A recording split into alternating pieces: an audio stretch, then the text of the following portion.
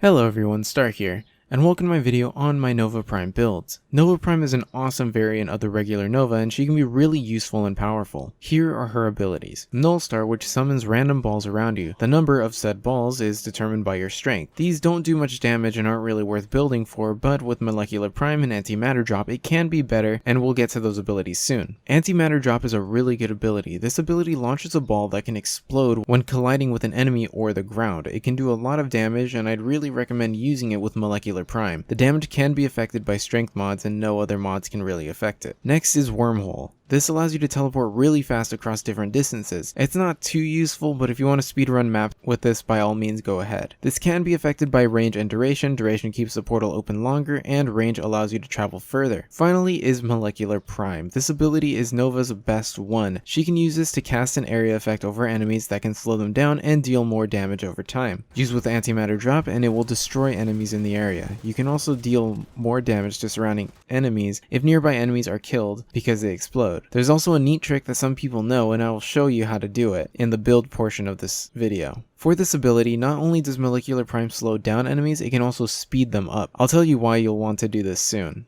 So let's start with the builds. First is the Wormhole build. Centered mainly around range, this allows you to travel fast in open world areas or in short maps. This will help you get through faster and give your teammates a little boost. As you can see here, I can travel instantaneously to each side of the simulacrum with this build. Next is my Slova build. This build is centered around duration and strength. In the simulacrum, as you can see, the enemies are slowed down. Strength mods affect the speed of the enemies, and duration determines how long they will be slowed down or sped up for, and this can be useful for fighting bosses or mobile defenses where you have to keep a unit alive. Not only does slowing down enemies deal more damage, but it can also slow down their speed of attack, meaning their shooting or their melee. Last but not least is my Speedva build. This build is centered around having 40% strength and a decent amount of duration. You shouldn't go below 40%, as 40% is the cap for the speed effect to work at its best. In the simulacrum, as you can see, once Molecular Prime is cast, the enemies move slower and shoot faster. It's alright because they actually take more damage faster